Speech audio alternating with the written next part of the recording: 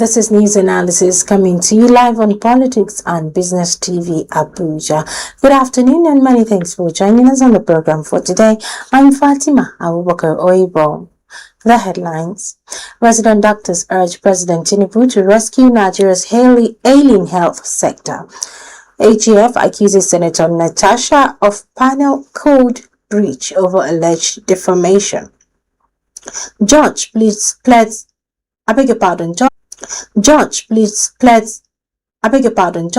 with Nnamdi Kanu to seek legal counsel in terrorism trial. And on the foreign scene, Hurricane Melissa nears Jamaica as Category 5 monster storm. Details of the stories and more to come shortly after the break. To stay with us.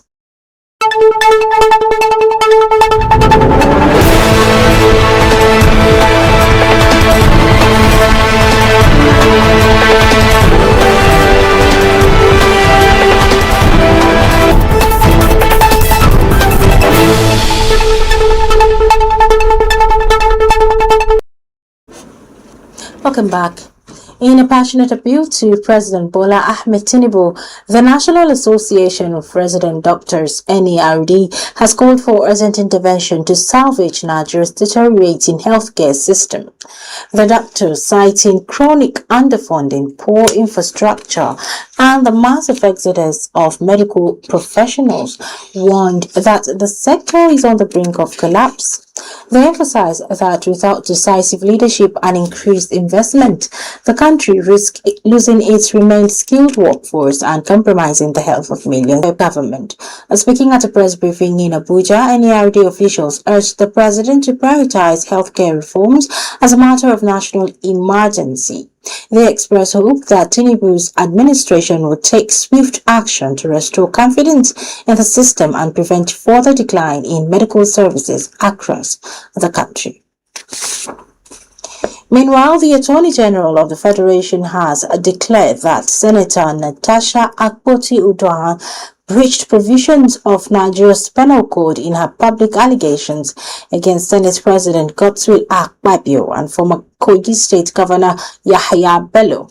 The AGF's office filed a 3-count criminal charge at the Federal Capital Territory High Court, accusing the Senate of making harmful imputations and defamatory claims, including an alleged assassination plot involving the two political figures. Senator Akpoti-Uduaghan pleaded not guilty and challenged the charges, arguing that the prosecution was politically motivated and lacked merit. However, the AGF insists that due process was followed and that investigations established a prima facie case. The case has sparked nationwide debate over freedom of expression and the boundaries of political criticism, with legal experts closely watching how the court will interpret the balance between public accountability and criminal defamation.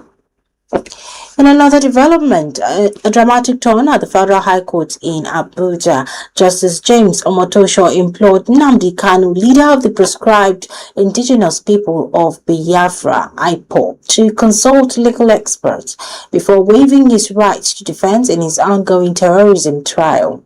The judge, visibly concerned, urged Kanu in God's name to reconsider his decision to represent himself after abruptly dismissing his legal team. Kanu had earlier told the court he found no valid charges against him and saw no need to mount a defense. Justice Omotosho emphasized the constitutional right to a fair trial and warned of the legal consequences of proceeding without counsel. He advised Kanu to file a written address if he insisted on not defending himself and to seek guidance from criminal law experts. The case, which has drawn national attention, was adjourned to allow Kanu time to review his case file and potentially reconstitute his legal team. You're still watching news analysis right here on Politics and Business Television Abuja. Still to come, BDC operators cry out over dollar shortage amid CBN reforms. Details of this headline and more news content after a quick break. Stay with us.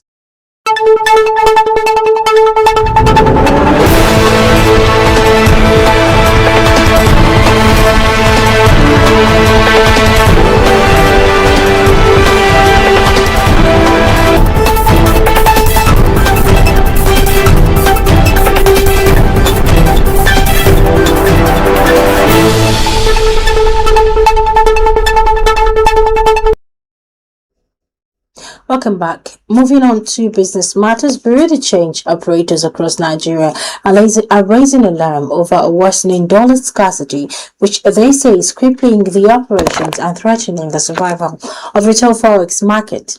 The outcry follows the Central Bank of Nigeria (CBN) continued suspension of official dollar allocations to BDCs as part of its broader monetary reforms aimed at stabilizing the naira and curbing speculative trading.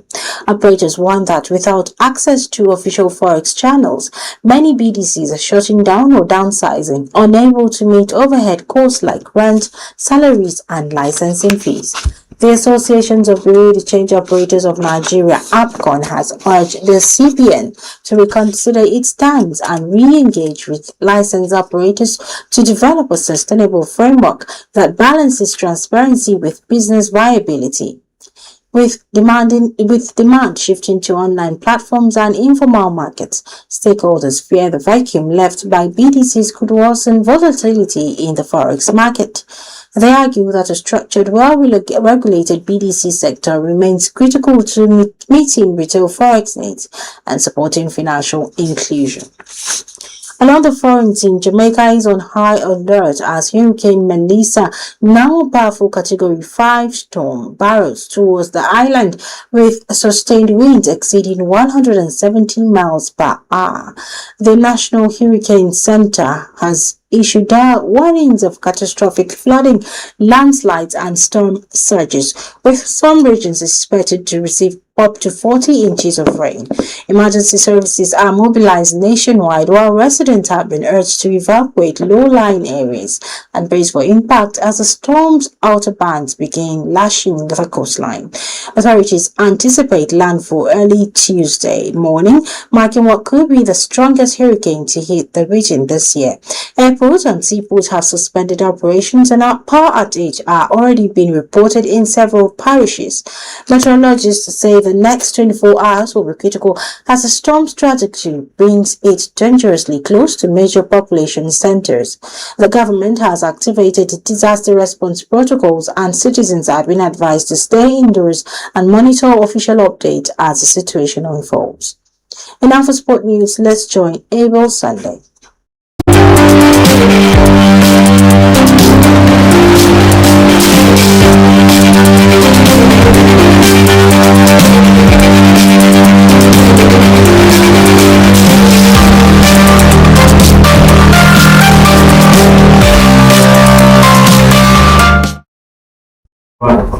Welcome to PRB Sport News Updates on About Sunday. It was another dramatic weekend in the Premier League, starting at Anfield where Brentford stunned Liverpool 3-2 in a thrilling encounter. The Blues showed no fear, punishing defensive lapses from the Reds to snatch all 3 points. Despite goals from Salah and Rolex, Liverpool struggled at the back continues, raising fresh questions about their title ambition. Over at Stamford Bridge, it was another disappointing night for Chelsea as Sunderland pulled off a shocked 2-1 victory. The Black Cats were resilient, taking their chances when it matters most. Cole Palmer's opener couldn't save the Blues from another frustrating home defeat, leaving fans demanding answer from Enzo Maresca. That's your P&B Sports News Update and Around Sunday.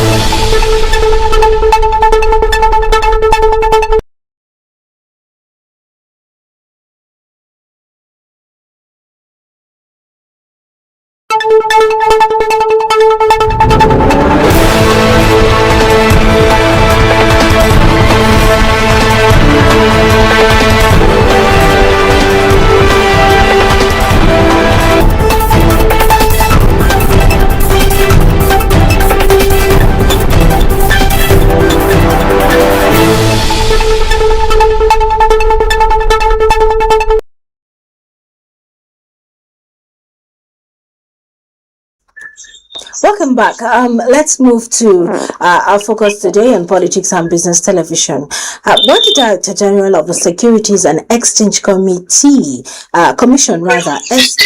Dr. Emomochimi Agama, revealed that over $50 billion worth of cryptocurrency transactions flowed through Nigeria between July 2023 and June 2024. It raised one big question. Where is this money coming from and where is it going? Because in a country struggling with record unemployment, rising poverty, and a currency in free fall, this figure doesn't just reflect financial innovation, it exposes a system Nigerians no longer trust. More than ever, citizens are turning away from banks and the naira, diving headlong into the world of Bitcoin, stablecoins, and decentralized finance. Not because they want to gamble, but because they feel the system has failed them. So the real issue isn't just about cryptocurrency, it's about faith or the loss of it in Nigeria's financial governance. Let's be honest, when $50 billion flows through a largely unregulated space, what does that say about oversight, policy, and trust? Is this an act of financial rebellion, a silent protest against economic mismanagement, or is it a dangerous race into another uncharted bubble? I also show how digital economy can digitally affect monetary transaction and also change the narration of monetary policy.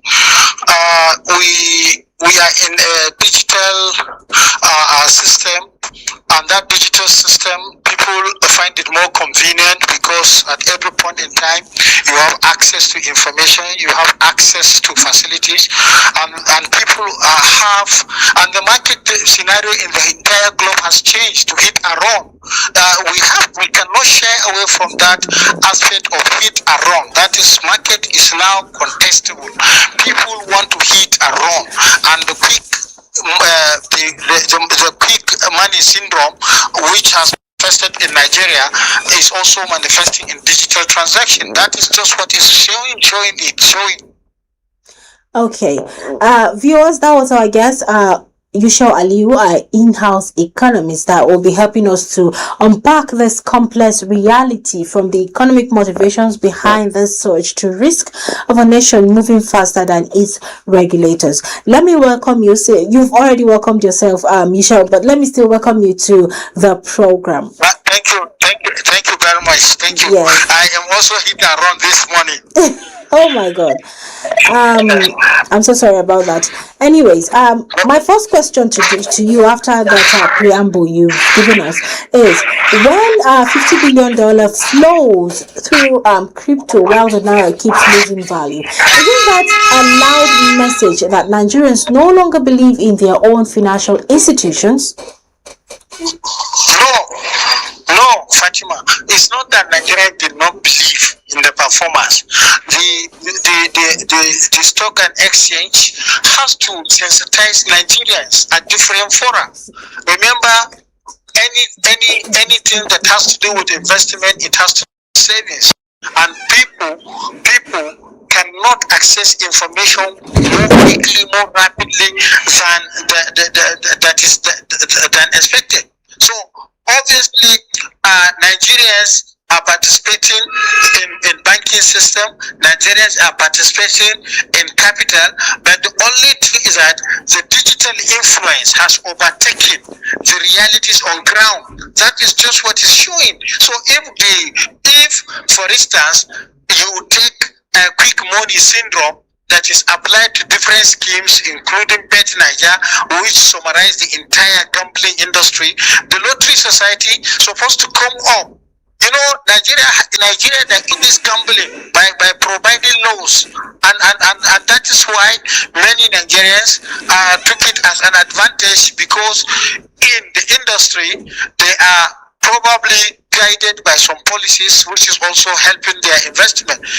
Imagine a situation where $5 million is invested annually in gambling, and then not the same value is invested in the capital market.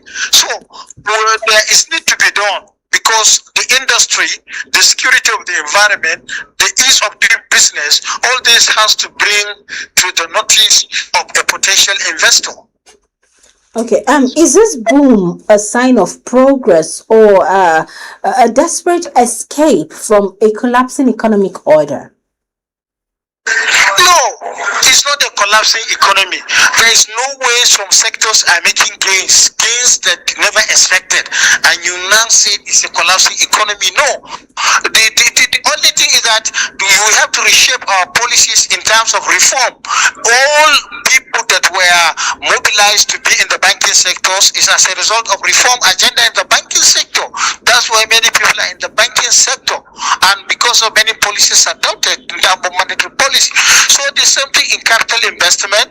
There is need to sensitize Nigerians and also to provide better opportunities that can make productive sectors to begin to generate more income to the investors. And remember that you can do that within the economy and outside the economy. You cannot just sit at home and expect a student who is battling with school fees can come and invest in Dangote.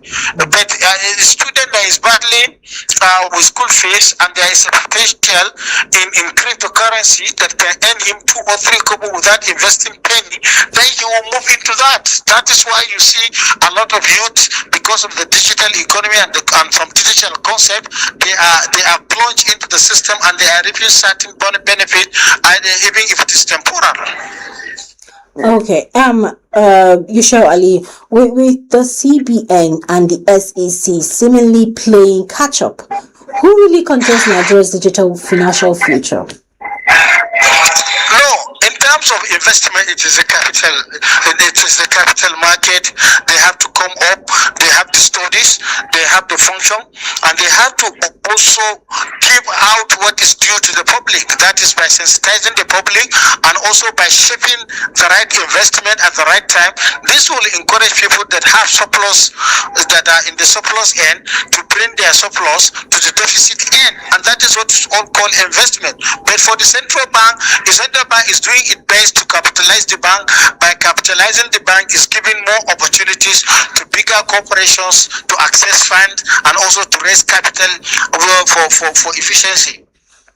Okay, should the government embrace and regulate crypto or clamp down harder before it spirals out of control? Before they start what? I said, should the government embrace it or regulate crypto, or should they clamp down harder before it spirals out of control? No. Since Satoshi Nakamoto invented the Bitcoin, there are several coins that are traded digitally, and bigger economies, including Chinese economy, are adopting it. So Nigeria cannot shy away from cryptonism, but what is more important is to shape the crypto and also to liaise with international crypto organizations so that the government can be earning revenue. Imagine $50 billion and you attract certain benefit out of it. Then it means the economy will generate more efficient resources to take care of deficit. However, the government also has to bring youth into the policy formulation of this crypto. Digital crypto operators must be organized, must be known, so that at any point in time, predators that are coming to take away our foreign exchange will not have the window to manipulate the economy. And I think that is where the role of central bank has to be more in checking our foreign exchange and also limit the level at which you can convert Nigerian currency into other currencies for crypto transactions. You know why I ask this question, Mr. Isho, is because allegedly there have been some allegations that some of the youths that are, partaking in cryptocurrency are being arrested and locked away. That is why I asked the question whether the government should embrace it. That has to do with certain international monetary malpractices through laundering. A lot of people who launder find safe haven by crypto coins. So I think you can shy away from because there is malpractices taking place in the banking sector. You cannot say you have to do away with the banking sector. Yes. Digital currency is a new innovation and is taking control of many investments, even the first class investment in the world. So what I'm saying is that we have to use the opportunities at our disposal. We have to use the youth. We have to use our digital expert to go into deep research and present better policy options that will prevent any abnormality in the transaction and also guide the youth to proper digital transaction, because it is already taking a greater percentage of all digital transaction.